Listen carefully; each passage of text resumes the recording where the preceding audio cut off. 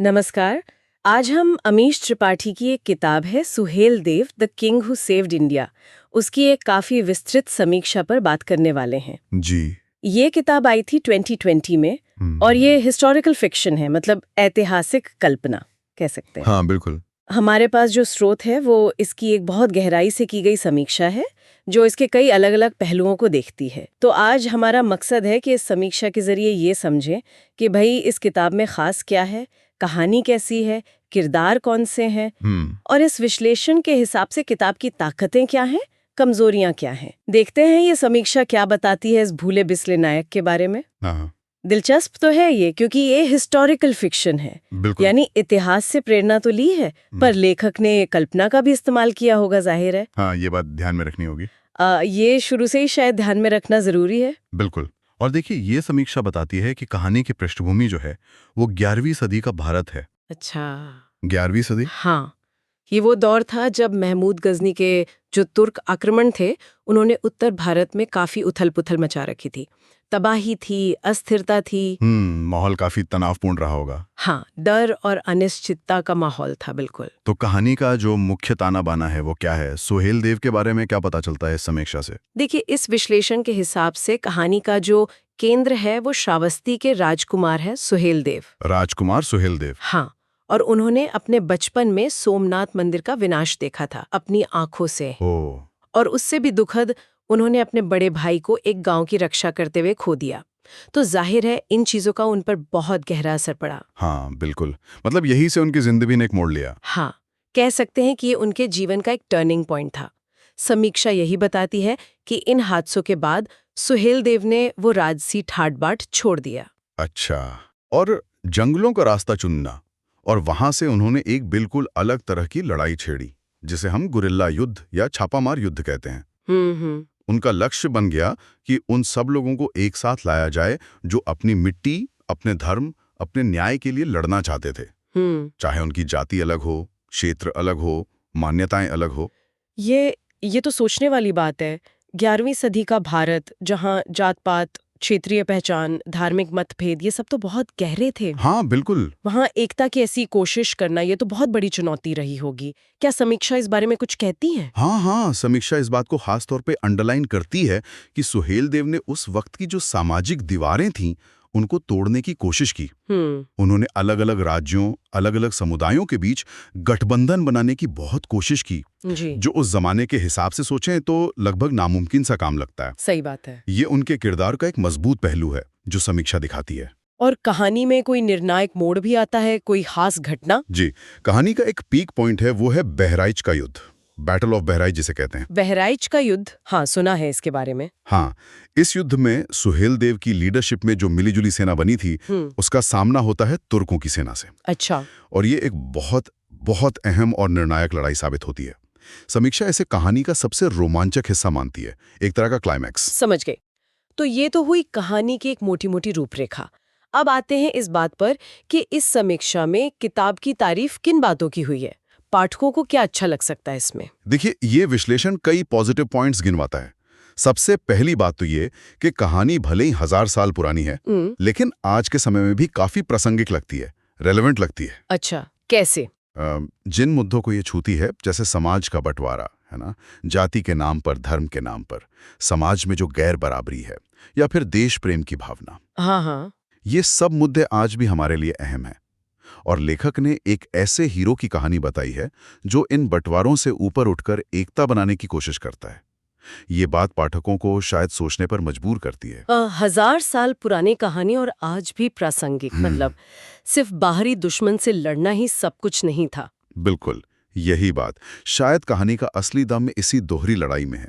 समीक्षा यही तो बताती है अच्छा। कि सुहेल देव का संघर्ष सिर्फ बाहर के तुर्क हमलावरों से नहीं था, उन्हें अपने ही समाज की जो अंदरूनी कमजोरियां थी उनसे भी लड़ना पड़ रहा था। जैसे राजनीतिक खींचतान थी, आपसी ईर्ष्या थी, झूठी शान का मुद्दा था, सामाजिक कट्टरता थी। तो ये जो अंदर की लड़ाई है ना, ये कहानी को गहराई देती है।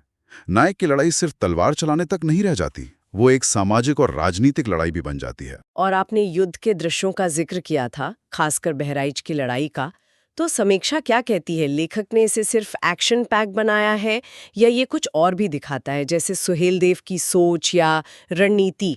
समीक्षा के मुताबिक युद्ध के दृश्य और खासतौर पर बहराइच की लड़ाई काफी असरदार तरीके से लिखे गए हैं। ऐसा लगता है कि लेखक ने सिर्फ मार काट दिखाने पर जोर नहीं दिया, बल्कि युद्ध की जो रणनीति होती है, जो सैन्य चालें होती हैं, हाँ। और लड़ाई का सैनिकों पर, सेनापतियों पर जो मनोवैज्ञानिक असर पड़ता है, उसे भी बारीकी से दिखाया है। अच्छा। विश्लेषण कहता है कि पाठक जैसे खुद को उस माहौल में महसूस कर सकता है। हाँ। तो ये सिर्फ एक्शन नहीं रह जाता, सही। ये सुहेलदेव की जो स्ट्रेटेजिक सोच है उसको भी दिखाता है। और पढ़ने में कैसी है किताब? मतलब भाषा कैसी है, कहानी का फ्लो कैसा है? हाँ, इस पर भी बात हुई है समीक्षा में। बताया गया है कि किताब की भाषा काफी सीधी सरल रखी गई है। अच्छा। पाठक आसानी से पढ़ता चला जाता है। कहानी का फ्लो भी तेज है, कहीं बोरियत नहीं होती। डायलॉग्स भी आम बोलचाल जैसे लगते हैं और कहानी में उतार चढ़ाव भी हैं जो पाठक को बांधे रखते हैं। ठीक है। एक और दिलचस्प बात जो ये समीक्षा बताती है वो ये कि लेखक ने तथ्यों के साथ मिथकों को, लोक कथाओं को और अपनी कल्पना को मिलाया है। अच्छा, मिक्स है मतलब। हाँ, एक मिक्सचर तैयार किया है। इससे कहानी और भी रंगीन और पढ़ने लायक बन जाती है। ठीक है, तो ये तो हुए मजबूत पहलू जिनकी तारीफ हुई है। पर देखिए, कोई भी कहानी हर लिहाज से परफेक्ट तो नहीं होती। बिल्कुल नहीं। तो क्या इस समीक्षा में कुछ कमजोरियों या आलोचनाओं का भी जिक्र है? हाँ, जरूर है। कोई भी विश्लेषण दोनों पहलू देखे बिना पूरा कैसे होगा? सही बात है। तो समीक्षा कुछ अहम आलोचनाएं भी सामने रखती है।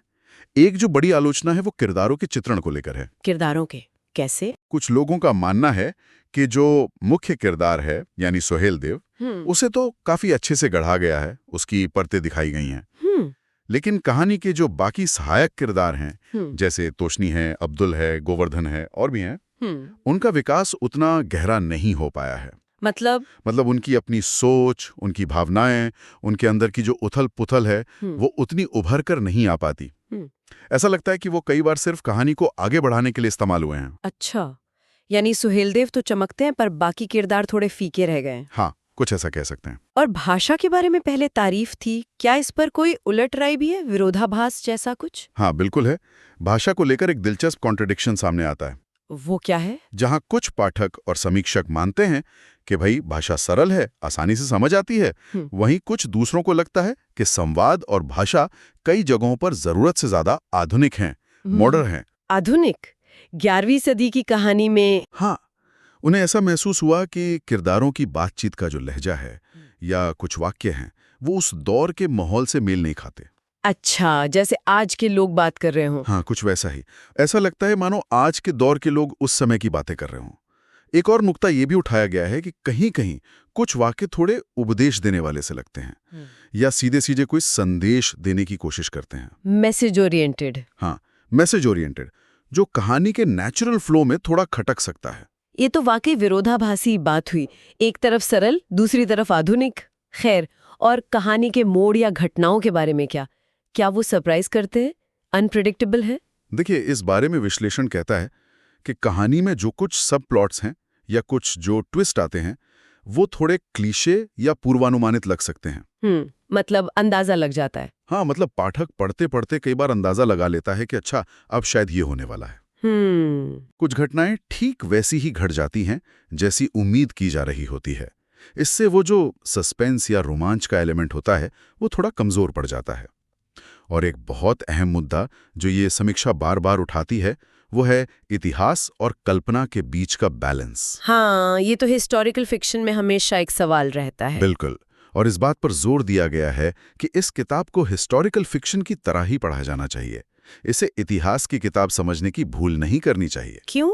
वजह यह है कि कहानी में बहुत से हिस्से ऐसे हैं जो लोक कथाओं पर या मान्यताओं पर आधारित हैं, जिनके पक्के ऐतिहासिक सबूत नहीं मिलते हैं। अच्छा। तो पढ़ने वालों के लिए कई बार ये तय करना मुश्किल हो सकता है कि कहानी का कौन सा हिस्सा तो भाई ऐतिहासिक तथ्य है और कौन सा लेखक की कल्पना है या सुनी सुनाई बातें हैं। ये ध्यान रखना तो जरूरी है, खासकर जब हम इतिहास से जुड़ी कोई कहानी पढ़ रहे हों।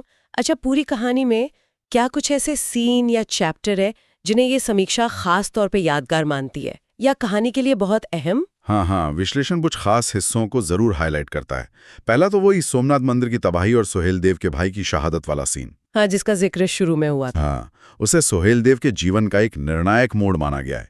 वो दिखाता है कि कैसे एक निजी चोट और अन्याय के खिलाफ जो गुस्सा होता है वो मिलकर किसी को एक बड़े मकसद की तरफ धकेल सकता है, प्रेरणा बन सकता है। और वो गुरिल्ला युद्ध वाला हिस्सा, उसका भी पहले जिक्र आया था। जी, जंगलों में छिपकर जो छापामार युद्ध लड़ने वाले दृश्य हैं वो भी महत्वपूर्ण बताए गए हैं। क्यों? साथ ही ये उनके धैर्य को और युद्ध की जो असलियत होती है उसकी कठोरता को भी सामने लाते हैं। तो ये सिर्फ एक्शन नहीं है, ये कैरेक्टर डेवलपमेंट भी है। समझ गई। और बहराइच का युद्ध, वो तो जैसे कहानी का सेंटर पॉइंट लगता है। बिल्कुल। समीक्षा कहती है कि ये शायद किताब का सबसे बड़ा, सबसे भव्य और निर्णायक युद्ध सीन है। इसमें सुहेलदेव की रणनीति, उनका अलग अलग गुटों को साथ लाने का जो कौशल था, हाँ। और युद्ध के मैदान में हारी हुई बाजी को पलटने की उनकी जो कोशिश है, हाँ। ये सब मिलकर कहानी को उसके पीक पर ले जाते हैं। माना गया है कि ये सीन पाठक पर गहरा असर छोड़ता है। और एक और पहलू है जिसे समीक्षा कहानी को सिर्फ एक युद्ध गाथा होने से बचाती है। वो क्या है? वो है भारत के अंदरूनी बंटवारे का मुद्दा। अच्छा, हाँ, जाति, क्षेत्र, धर्म वाला। हाँ, बिल्कुल। समाज में जो गहरी खाई थी, कहानी उसे भी दिखाती है। ये सामने आता है कि भारी हमले के वक्त भी ये अंदरूनी दरारें मौजूद थीं और सुहेलदेव को सिर्फ तुर्कों से नहीं लड़ना पड़ रहा था, बल्कि अपने ही समाज की संकीर्णता और भेदभाव से भी जूझना पड़ रहा था। सही बात है। ये चीज कहानी को एक नैतिक और सामाजिक डायमेंशन देती है, सिर्फ लड़ाई झगड़े से ऊपर उठाती है। तो सब कुछ मिलाकर देखें, इस पूरी बातचीत का, इस समीक्षा का निचोड़ क्या निकलता है? किताब के बारे में फाइनल वर्डिक्ट क्या है? देखिए, समीक्षा का कुल मिलाकर निष्कर्ष ये है कि Suheldev the king who saved India एक प्रेरणा देने वाली किताब है और साथ ही मनोरंजक भी है।